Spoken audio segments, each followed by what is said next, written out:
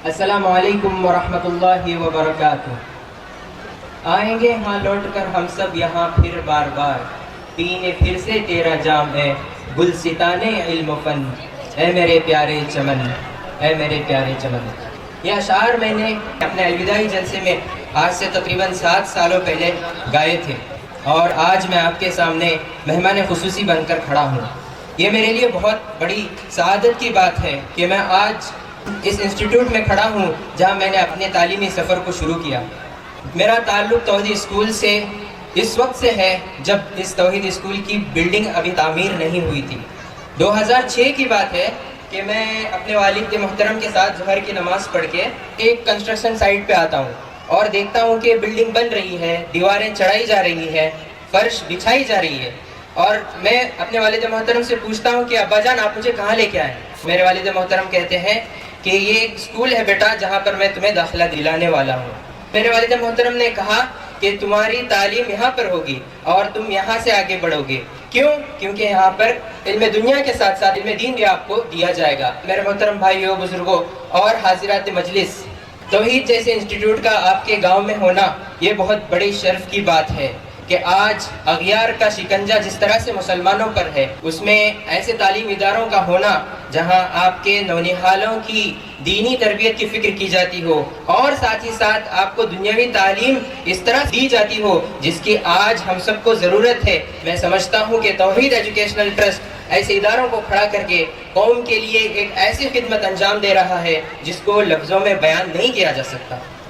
محترم حاضرین و حاضرات، میں آج یہاں پر اس لیے کھڑا ہوں کیونکہ یہ میرے توحید اسکول کی محنتوں کا نتیجہ ہے۔ زبیدہ میم نے مجھ پر محنت کی، میرے اساتذہ اکرام نے مجھ پر محنت کی، اور آج انہوں نے مجھے یہاں پر اس لیے دعوت دی کہ وہ سمجھتے ہیں کہ میں ایک مثال ہوں آپ کے لیے۔ میں یہ سمجھتا ہوں کہ میری کامیابی اگر ہے تو وہ کم ہے، تو یہ میرے اسکول کی کامیابی ہے کہ انہوں نے ایک گوہر پیدا کیا اور آج اس کو آپ کے سامنے پیش کر رہے ہیں۔ اور میں سمجھتا ہوں کہ آگے آنے والے بچوں میں بھی ایسے بہت سارے پیدا ہوں گے جو آگے چل کر قوم کا نام روشن کریں گے اور انسانیت کے لیے اپنے کنٹریبیوشنز دیں گے۔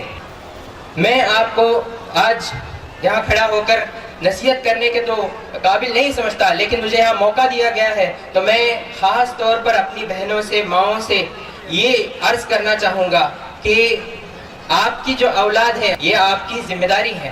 انہیں اونچے مقام تک پہنچانا یہ آپ پر منحصر ہوتا ہے۔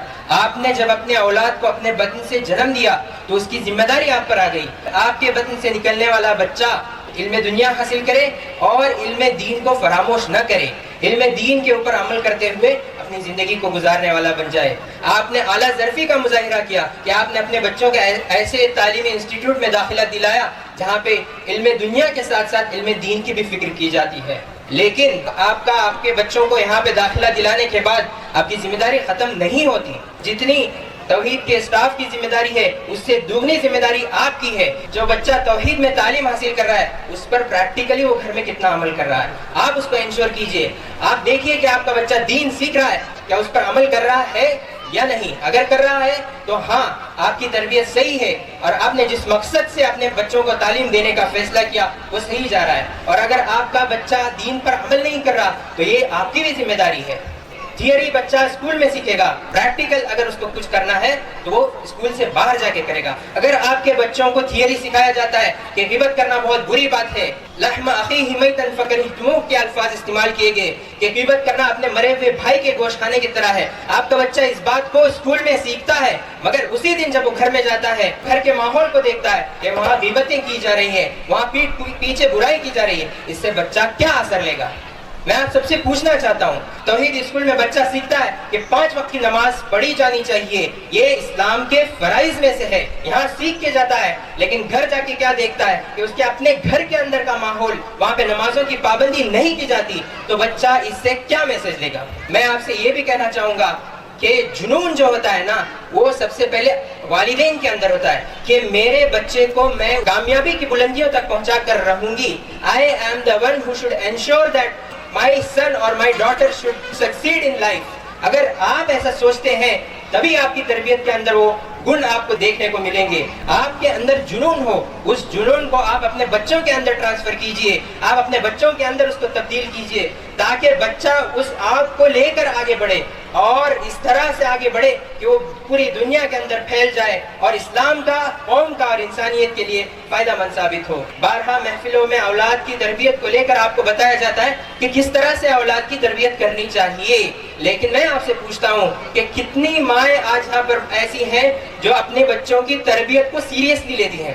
تربیت ایک نام نہاد لفظ کا نام نہیں ہے, آپ صرف اس کو لفظ کے تحت مت لیجئے, یہ ذمہ داری ہے. اگر اس ذمہ داری کو آج ہماری قوم کی مائیں اگر اس کو اچھی طرح سے فلفل کریں گے تو امید ہے کہ ہماری قوم سے ایسے ایسے لیڈر پیدا ہوں گے جن سے ہماری قوم کا اور انسانیت کا بول بالا ہوگا.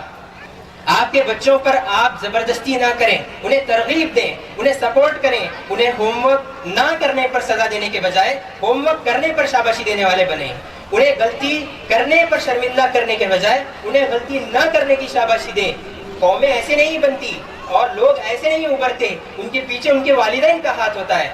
اگر آپ نے ایسا رول ادا کیا کہ آپ کا بچہ آپ کا دوست بن جائے تو پھر آپ کی تربیت کامیاب ہے. میرے اسکول کے چھوٹے چھوٹے بچوں سے کہنا چاہوں گا کہ میں نے آپ سب کا پروگرام دیکھا اور مجھے آپ سب میں نظر آ رہا تھا, میرا بچپن مجھے نظر آ رہا تھا. آپ نے اتنے اچھے انداز سے جو پروگرام پیش کیا ہے یہ بہت ہی قابل تعریف ہے, اور اس کے پیچھے میں سمجھتا ہوں کہ ان ٹیچرز کو کریڈیبلٹی دی جانی چاہیے جنہوں نے بچوں کے پیچھے محنت کی اور آپ کے سامنے یہ پروگرام کو پیش کیا. میں بچوں سے کہنا چاہوں گا کہ اگر آپ کو کامیاب بننا ہے تو سب سے پہلی چیز اپنے والدین کی اطاعت کرو. اللہ تعالیٰ نے قرآن میں فرمایا وَلَا تَقُلْ لَهُمَا اُفٍّ وَلَا تَنْهَرْهُمَا, کہ اپنے والدین کو اف تک نہ کہو. یہ بہت بڑی بات ہے کہ ہم اگر اپنے والدین کی اطاعت فرما برداری کریں گے تو ہم دنیا میں اس طرح کامیاب ہوں گے آپ لوگوں نے خود اس کو نہیں سوچا ہوگا. دوسری چیز یہ ہے کہ آپ اپنے ٹیچرز کی عزت کریں, ان کا کہا مانیں.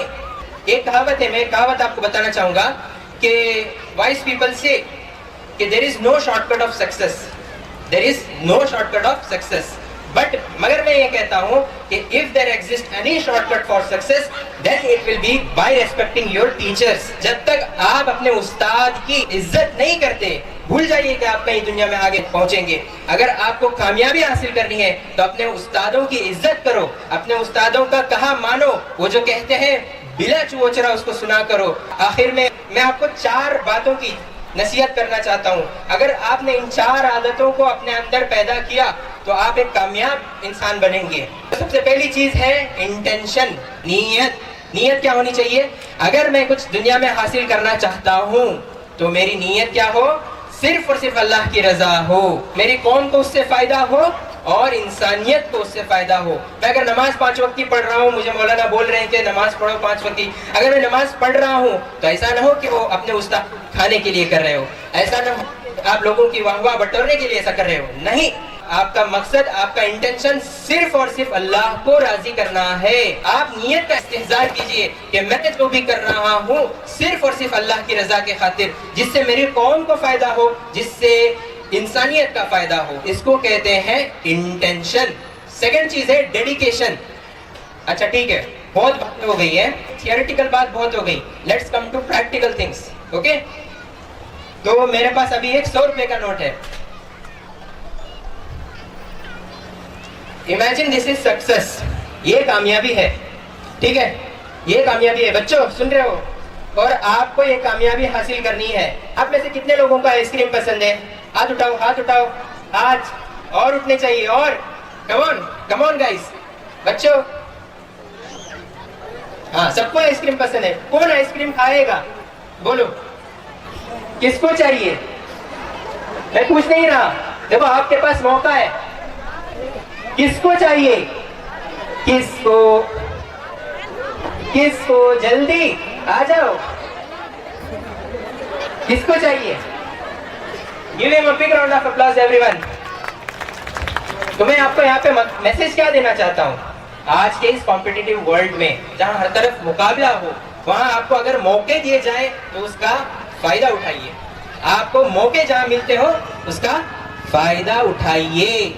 جس طرح اس بچے نے اس موقع کا فائدہ اٹھایا, آج 100 روپے اس کے پاس ہے, ابھی ہو جائے گا آئس کریم کھائے گا. اسی طرح زندگی میں اگر آپ کو کچھ حاصل کرنا ہے تو آپ کو جتنے موقع ملتے ہیں سب کا استعمال کیجئے، تب آپ آگے جا سکتے ہیں. اس کو ہم کہتے ہیں ڈیڈیکیشن. پوائنٹ نمبر 2، ڈیڈیکیشن کا مطلب کیا ہوتا ہے؟ آپ کا ایک گول ہے، اس کو حاصل کرنے کے لیے آپ کتنی محنت کر رہے ہیں؟ آپ کر رہے ہیں؟ ہاں، اس بچے نے کی، آج وہ 100 روپے کا مالک ہے. اسی طرح بچوں، اگر آپ کے اندر کچھ کر گزرنے کی خواہش ہے تو آپ اس کے پیچھے محنت کیجئے. صرف باتوں سے کچھ نہیں ہوتا، محنتوں سے چیزیں حاصل ہوتی ہیں. تو تیسری چیز ہے کنسسٹنسی، جس کو اردو میں کہتے ہیں مستقل مزاجی. آپ کنسسٹنسی کے ساتھ آپ کے گول کے پیچھے محنت کریں گے تب آپ کو کامیابی مل سکتی ہے. کنسسٹنسی کا مطلب کیا ہوتا ہے؟ آپ نے بارش میں دیکھا ہوگا کہ آپ کے صحن سے پانی ٹپکتا ہے کسی سیمنٹ کے سلیب پر، جسے ہم انگلش میں بولتے ہیں سیمنٹ سلیب. سیمنٹ کی فرش ہے، وہاں پہ ایک قطرہ ٹپکتا ہے، زمین کو کچھ نہیں ہوتا. پھر ایک بار قطرہ ٹپکتا ہے، زمین کو کچھ نہیں ہوتا. پھر قطرہ ٹپکتا ہے، زمین کو کچھ نہیں ہوتا. پھر ٹپکتا ہے، بار بار بار بار پوری بارش کے موسم میں وہ ٹپکتا رہے گا. پھر جا کے اس زمین پر درار پیدا ہوگی اور وہ سیمنٹ کا جو پتھر یا پھر جو کچھ بھی ہے وہ پھوٹ جائے گا. کہنے کا مطلب کیا ہے؟ اگر آپ کی کوشش، اگر وہ آپ کی محنت تھوڑی بھی ہو لیکن مستقل مزاجی کے ساتھ اس کو امپلیمنٹ کیا جا رہا ہے، اس کے اوپر عمل کیا جا رہا ہے، تو وہ آپ کو کامیابی دلا کر رہے گی. کنسسٹنسی از دا کی of success which completes our third point. Fourth one is tolerance. یہ میرا آخری پوائنٹ ہے. ٹالرنس کا مطلب ہوتا ہے برداشت. اوکے، برداشت کیا ہوتا ہے؟ کسی مقصد کے پیچھے آپ کام کر رہے ہیں، ایسا نہیں ہے کہ آپ نے سوچا محنت کی آپ کو ملے گا، نہیں، اس کے اندر مشکلیں آئیں گی. مشکلیں it is a part of every activity. If you want to achieve anything, there will be difficulties and you have to overcome it. برداشت کرنے کی قابلیت ہے آپ کے اندر، تو آپ درد لیں گے، سہیں گے مشکلوں کو اور پھر اس مقصد کو آپ حاصل کریں گے. برداشت کے بغیر کوئی مقصد آپ حاصل نہیں کر سکتے. یہ ایسی چیزیں ہیں جس کو ہم بالکل اگنور نہیں کر سکتے. تو یہ 4 عادتیں اگر آپ کے اندر ہیں، انٹینشن، آپ کا مقصد جو بھی آپ شروع کر رہے ہیں صرف اور صرف اللہ کی خاطر. دوسرا کیا تھا؟ ڈیڈیکیشن، محنت کر رہے ہیں، کرو، ہر موقع کا استعمال کرو، ایک بھی موقع مت جانے دو، آپ لگے رہو. تیسری چیز مستقل مزاجی، ایسا نہیں کہ آج کیا کل چھوڑ دیا، سوڑے والا جوش نہیں چاہیے. اٹ شوڈ بی کنسسٹنٹ انف. 14 ہے ٹالرنس، آپ کے اندر برداشت ہو، مشکلوں کو جھیل کر آپ اپنے منزلوں پر پہنچے. تم شوق سے کالج میں پڑھو، پارک میں گھومو، جائی سے غباروں پہ اڑو، چرخ پہ جھولو، پر ایک سخن بندے عاجز کا رہے یاد، اللہ کو اور اس کی حقیقت کو نہ بھولو. اللہ تبارک و تعالی کہی جانے والی باتوں کو عمل میں لانے کی توفیق عطا فرمائے. وآخر دعوانا الحمدللہ رب العالمین. السلام علیکم ورحمۃ اللہ وبرکاتہ.